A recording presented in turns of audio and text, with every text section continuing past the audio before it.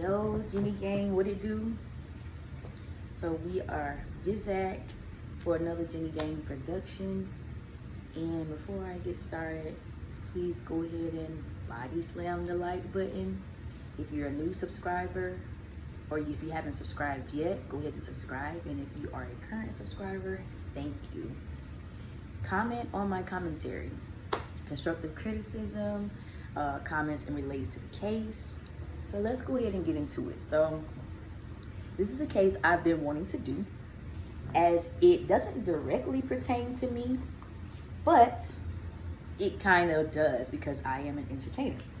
So a lot of entertainers like to entertain having a sugar daddy, okay? Oh God, sorry y'all. And a lot of older men like to entertain having a sugar baby. So let's start with, what is a sugar baby, sugar daddy? Sugar daddy's an older guy. He's got some money, some money to play with or whatever.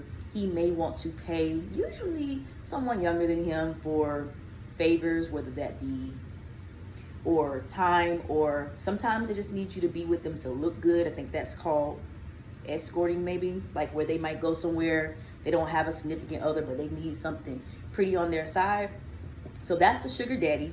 Sugar baby is a girl who, it doesn't matter why she needs the money, but she just needs the money, and she would rather do it this way versus work, versus dance in the club, whatever, I would like to say, I'm not going to get deep into it because I already know this subject is very, very touchy, and I don't want anybody to think that the way that I prefer to do things in my career, I don't want anybody to think that I'm being judgmental or uppity, but I would like to let everybody know who had negative comments about this young lady to know that there are some of us who don't sell our body for the money, okay? We sell time and we sell companion. So I'm not saying that there aren't girls who just strictly want a sugar daddy so they can break them off, get the money. I do think that's probably much easier, less annoying. You know what I'm saying? You don't have to put too much into that, but just letting y'all know, everybody ain't making the moves that y'all think. And we honestly don't even know if this girl was doing all of that. I just want to take up for her because I know how this game go, and I know there's certain people that do certain stuff for money. They'll do anything for money. And there's certain people that have discipline and patience and want to maintain a clean name so that they can have that name once they are finished dancing or being a sugar baby or whatever. So give me 1 second, y'all. My heat is blowing too much.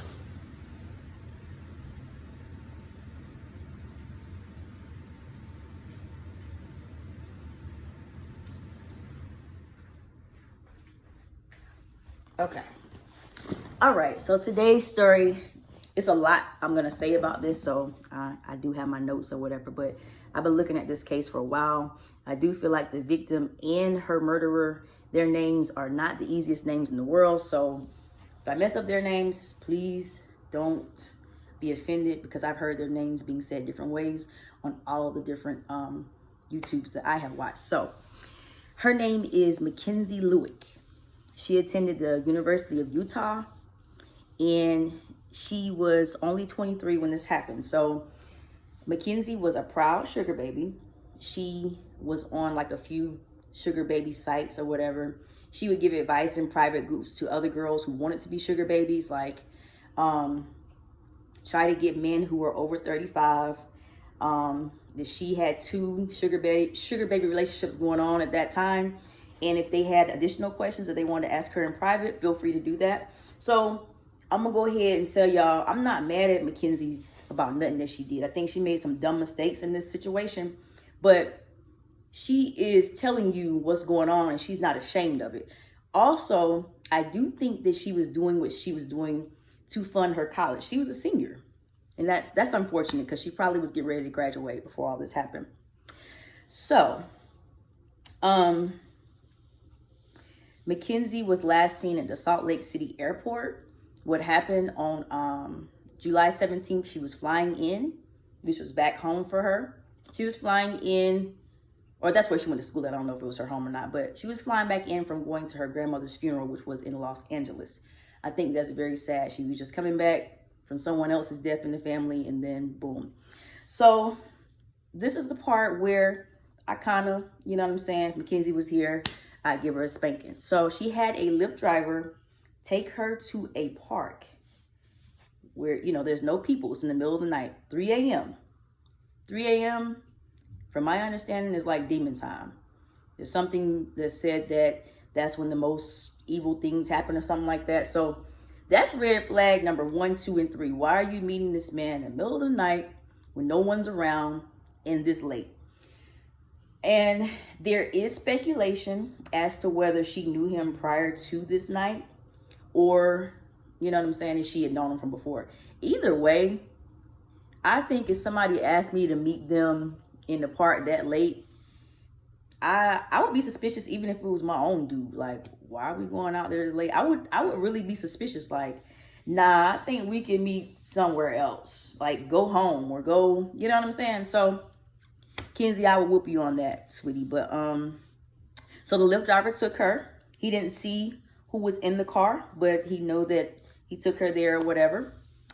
So the person who she was getting in the car with, guys, is an African named, let me get his name right, Ayola Ajayi. This is crazy. This is what took me so long to do this case. I didn't want to be sounding crazy. Who happens to be 31, and he was actually a formal IT specialist. So they went back to his like home. I was saying, I apologize, gang. I had to change the angle of my camera. She did make it to her destination from the Lyft driver, and she got in the car with Ayola Ajayi. He was 31 years old. He was a former IT person. So, you know, you think that he's pretty smart. So, you know, time passes forward or whatever. Mackenzie's mom or parents are looking for her. And every time they call her phone, it just keeps going straight to voicemail. So, of course, they went ahead and notified the authorities or whatever. The authorities jumped on it. And they're like, okay, she's involved with the, you know, these dating sites. And they somehow found out that Mackenzie was in communication with this same guy that she went and met with the Lyft. They don't know him or anything like that yet, but so they come to his home. They come to his home on June 26th and done a search warrant. And this guy, y'all, let's say I watched this so many times. He's so aggravating. The way he's acting, to me, you could tell immediately that if he hadn't done anything to her, that he's guilty of something else, because he's trying to sweet talk the officers. He's talking to them about stupid stuff. He's asking them, can he walk to the library while they search the house? Like all type of this, like he was trying to distract them. You know what I'm saying? And I could just see straight through him. Like, and I'm not being mean to nothing, y'all, but whenever I deal, or I'm not gonna say it, never mind, because y'all don't think I'm racist, but he's African. I just feel like they kind of be having a lot of tricks up their sleeve. So I was like, even if he didn't do anything to this girl, he done something that he has to hide, because he's doing too much chattering. And I'm gonna insert a video right here, so y'all go ahead and look and see what I'm talking about.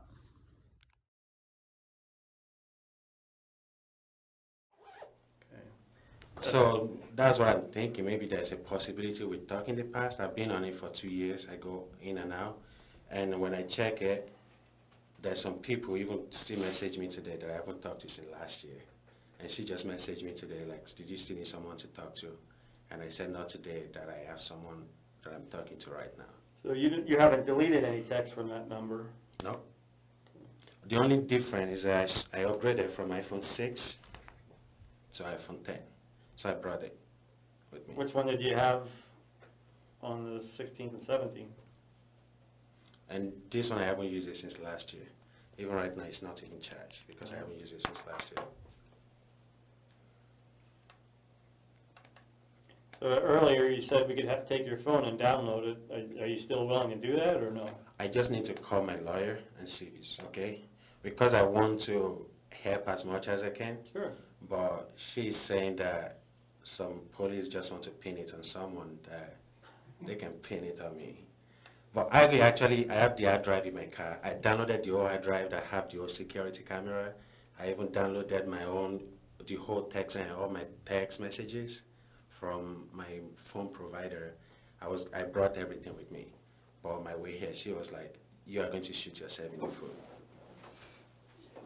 Well, as I said before, you're not, under arrest, you're free to go at any time you want, but all we're trying to do is find out why or who was using your IP to talk to this female, Okay. to Mackenzie. So, Yeah, so on Airbnb. but if you need to talk to your lawyer, I mean, that's up to you. I just don't want to be a suspect and then be helping you to get myself arrested. Oh, it's understandable.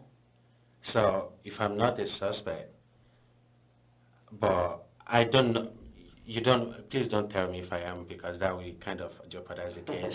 I'm just saying what my lawyer tell me. No, that's So fine. she just said if you are a suspect and you are helping them, you are just going to shoot yourself in the foot. But one thing, I don't know, you say you use the same security. They brought like a router, like their own router, when they install the security. I'm talking about your phone and the apps on it. I'm not going, your video system at your house, I mean, it's important, but not right now. Okay. I'm talking about, we take your phone, we hook it up to a machine, and we download the contents of your phone. Let me get an approval from her first. Okay.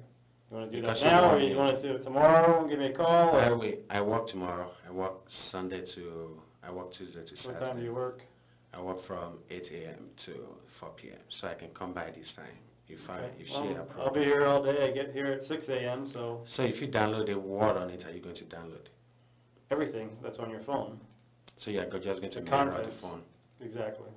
So you have access to the app, the browsing history, everything. See, yes. Okay. Cool? I'm okay with that. But I Okay. just need the approval. That's fine. And, Give me a call tomorrow morning when you wake up. Let me that's know it. what they said. Okay? And Okay. my naked picture is on it too, so that too when Yeah. I'm so. used to that stuff, so. And I'm willing, if you have anything that you need from me, I'm willing to give it to you. You know, AJ, the only reason, you can understand if this was your sister or something, or your mom, we'd be working just as hard to find her for you, okay? This family is in that same boat. We just want to do everything we can, and just because you've chatted with her, you've texted back and forth twice, or however many times, and it's bouncing off your IP address, we just want to cross every avenue, make sure that people aren't involved, people who are staying with you, people might be parked outside of your house using your Wi-Fi. We just want to make sure. Okay. Okay, so talk to your attorney. You got my number. Give me a call in the morning. And another thing is that when people come to my house, my phone is not locked. So that one is also part of it. But on that day, the only person that comes to my house is my baby mama, and she never touched my phone without me because we are not dating anymore. So. Okay, so I know that annoyed y'all, right? He's just so fake and phony, asking them stupid questions that he knows the answer to, etc. So again, this man's not guilty of anything, and also because it's an Airbnb, there's another guy there too. They both were asked to, get out of the property or whatever. So while the police are there serving this search warrant, the neighbors tell the authorities that on June 17th and 18th that Yola was burning a big fire. It was big.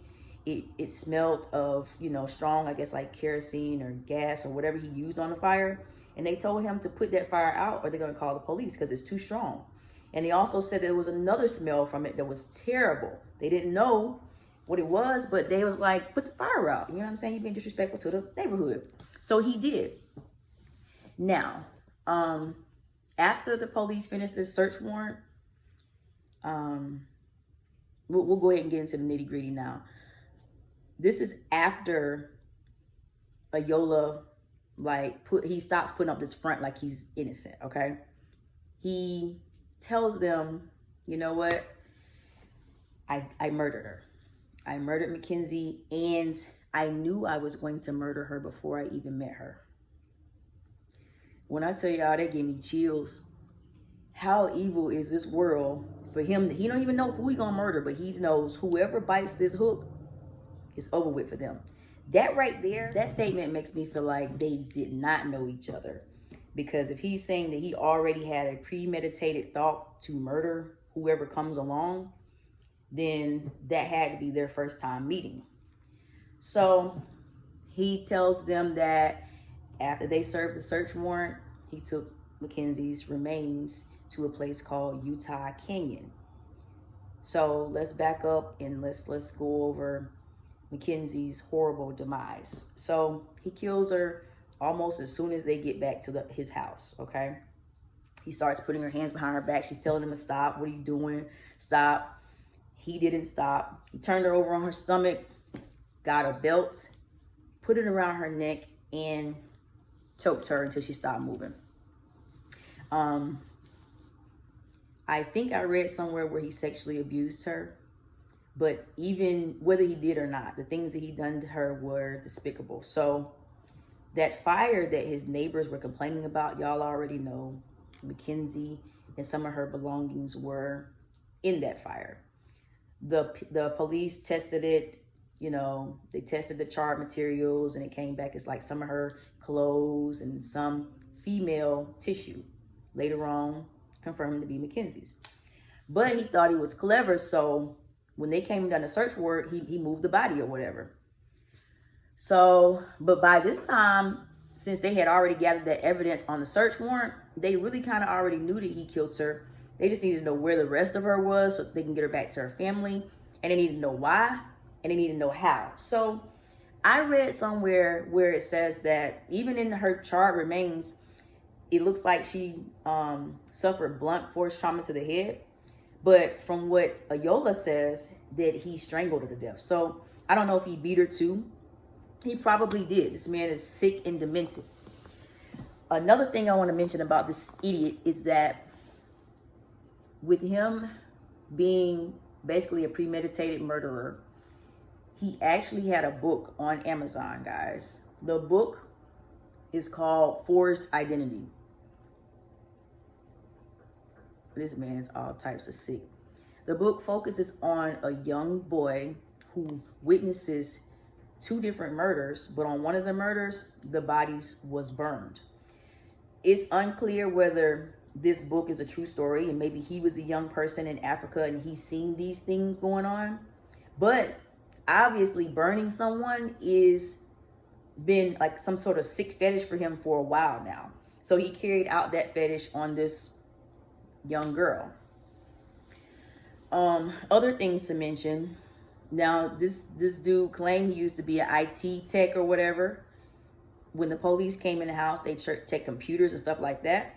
The computers had child pornography on them.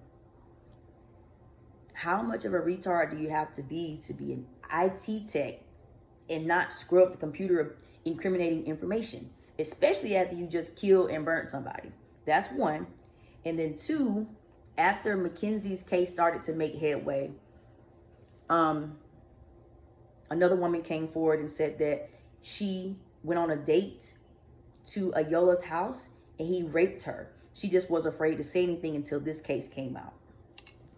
Also, a few days prior to Ayola and Mackenzie meeting up, Ayola tried to hire a handyman to install some hooks on his wall. And he claimed that he wanted these hooks for some sort of wine, like the hanging of wine bottles or whatever.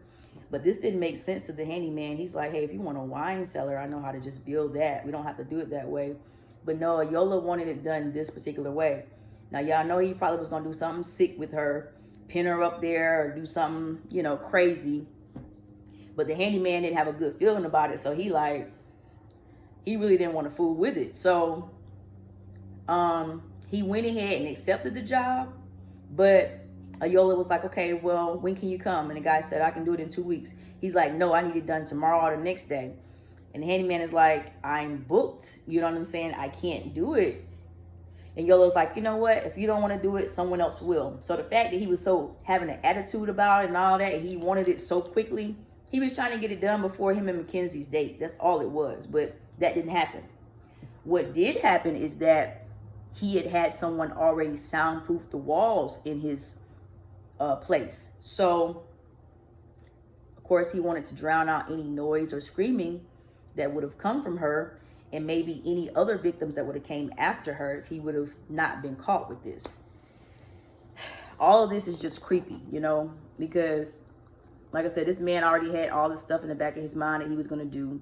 And then also, let's just think about, I wouldn't even want to rent an Airbnb from somebody with those thoughts, because he may have tried to come in on whoever's staying there, use the key, come in and, you know, live out his fantasy. So this case is tragic. Of course, it's sex workers all over the world are being bashed because of this case.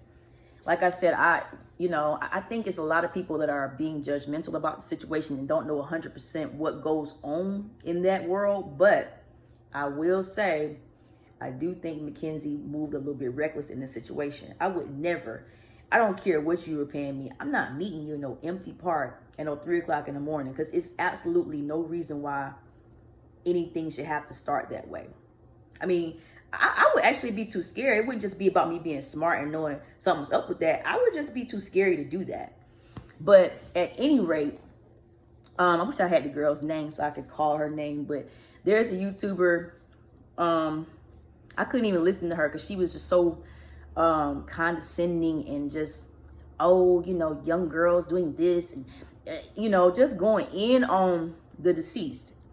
And one thing about the deceased, they're not here to speak for themselves. So I don't really like that. Like, y'all know the whole George Floyd thing. I don't like when we go in on the dead like that, And what I want to say to this girl, if I knew her name, you have to be aware of your surroundings, whether you're a sex worker, just a regular entertainer, whether you're just a single mom, whether you're just a regular female on dating sites trying to look for love.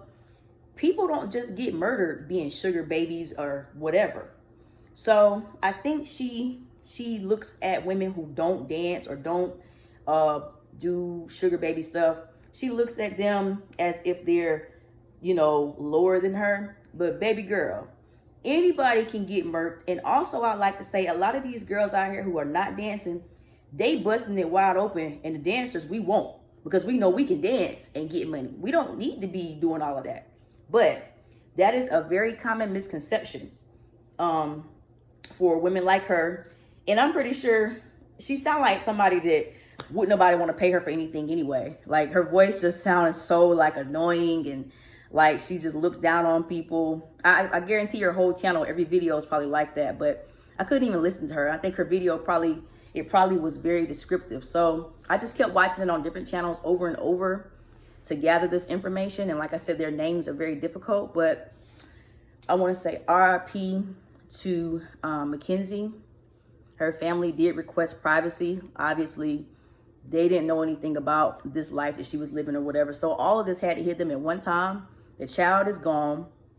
She had a double life, and she was burned, So that's a lot to deal with. As far as Ayola and his dumb behind,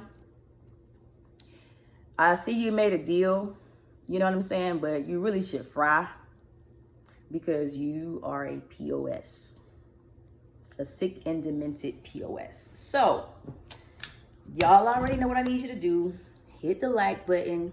If you're not a subscriber, go ahead and hit the subscribe button and comment on my commentary. I'm sure we'll have some comments on this particular case. But I will see you guys on the next one, gang. I'm out.